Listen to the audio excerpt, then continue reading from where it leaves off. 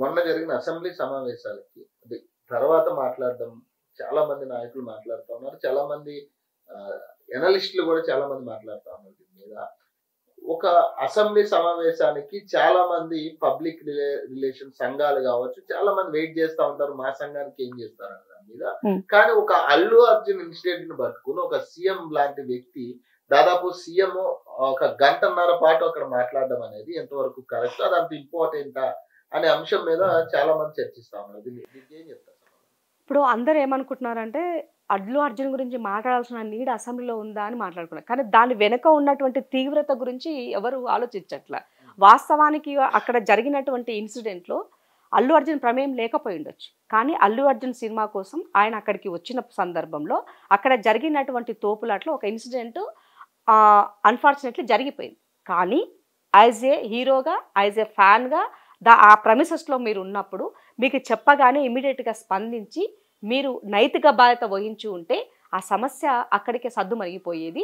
ఎందుకంటే గతంలో కూడా చాలాసార్లు ఇలాంటి ఇన్సిడెంట్లు జరిగినాయి. కానీ దానిని ఇమీడియట్గా వాళ్ళు రెక్టిఫై చేసుకున్నారు. కానీ అల్లు అర్జున్ గారు సినిమా పైన ఉన్నటువంటి ప్రేరియారిటీ, ఆ సినిమా కూడా నీకు వచ్చినాయి అంటే ఎవరి ద్వారా అయితే, ఏ ప్రజల నుంచి అయితే, ఏ ఫ్యాన్స్ ద్వారా మీరు ఒక పెద్ద స్టార్గా ఎదుగున్నారో, మీకు 100 కోట్ల రూపాయలు ఇవాళ వచ్చిన్నాయో, అలాంటి వాళ్ళ యొక్క జీవితాలపైన వాళ్ళు చిన్న చూపుగా మీరు చూడడం అన్నది బాధాకరమైనటువంటి విషయం.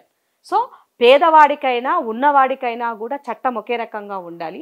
ఎవరి ప్రాణమైన ప్రాణమే.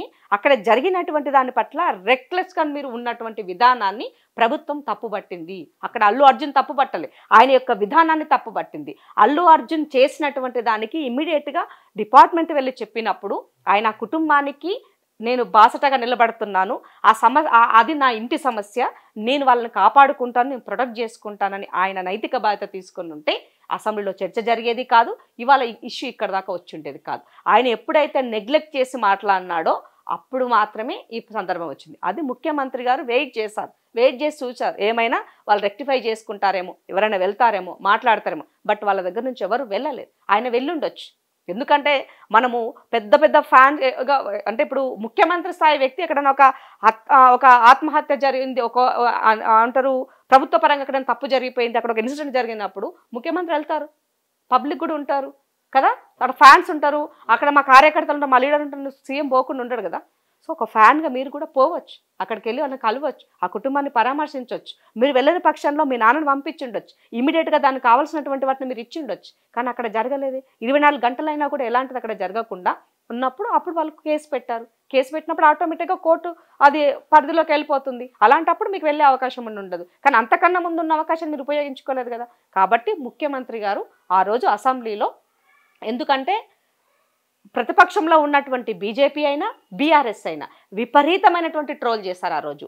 అసలు ఇష్యూని, ఎజెండాని పక్కకు పెట్టేసి సినీ ఫీల్డ్ పట్ల కాన్సన్ట్రేషన్ చేసి ఈ రాష్ట్రంలో ఉన్నటువంటి సినీ ఫీల్డ్ను కూడా ఇవాళ ఆంధ్రప్రదేశ్కి పంపించే ప్రయత్నంలో చేస్తున్నారు, చెన్నైకి పోయే పరిస్థితి చేస్తున్నారని విపరీతమైనటువంటి ట్రోల్ వీళ్ళిద్దరూ చేసి వాళ్ళ పక్షాన నిలబడ్డారు తప్ప చనిపోయిన వాళ్ళ పక్షాన నిలబడే వాళ్ళు మాట్లాడలే. కాబట్టి ముఖ్యమంత్రి గారు అసెంబ్లీ సాక్షిగా అక్కడ 2 పార్టీల రిప్రజెంటేటివ్స్ ఉంటారు, ఇది తెలంగాణ సమాజానికి తెలవాలా అన్న ఉద్దేశంతో ముఖ్యమంత్రి గారు అక్కడ ఆ ఇష్యూని మాట్లాడారు. కానీ ముఖ్యమంత్రి మాట్లాడినటువంటి విషయాన్ని మరింత రెచ్చగొట్టే విధంగా అదే రోజు సాయంత్రము ఆయన ప్రెస్ మీట్ పెట్టారు. అల్లు అర్జున్ ప్రెస్ మీట్ పెట్టి ఏం చెప్పారు? ఆయన యొక్క క్యారెక్టర్ని అసోసియేషన్ చేసినట్టుగా, ఆయన గురించి తప్పుదారి పట్టిస్తున్నట్టుగా, అసలు పోలీసులు ఆయన గెలవనట్టుగా ఆయన చాలా మాట్లాడినారు. అది అనవసరం. ఆయన కేసు నువ్వు బెయిల్ మీద ఉన్నావు, కేసు కోర్టులో నడుస్తున్న సందర్భంలో అప్పటికైనా కూడా ఆయన చెప్పాల్సింది ఒక మాట, ఇప్పుడు నేను నైతిక బాధ్యత వహిస్తున్నా, మంచి అయినా చెడైనా నేనే తీసుకుంటున్నా. సో ఇది నా సినిమా ద్వారా నేను ఆ ప్రెమిసెస్కి వెళ్ళడం ద్వారా జరిగింది కాబట్టి నేను నైతిక బాధ్యత వహిస్తున్నా. అప్పుడు చెప్పినా ఆ సమస్య అక్కడ కాదు.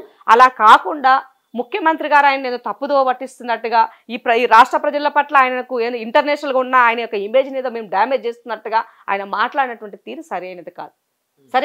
నీకు 300 కోట్ల రూపాయల రెమ్యునరేషన్ డైరెక్ట్గా వచ్చింది, అది అఫీషియల్గా. అందులో నుంచి నువ్వు ఒక 50 కోట్లు ఇస్తే నీ సొమ్ము అనబోతుందే.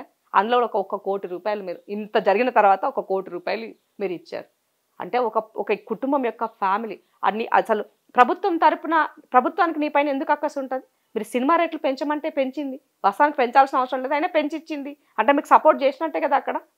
మరి అలాంటప్పుడు ఎందుకు ఇదంతా? ఇప్పటికీ కూడా బీజేపీ బీఆర్ఎస్ ఇంకా కూడా వాళ్ళ పక్షాన నిలబడి మాట్లాడుతున్నారు.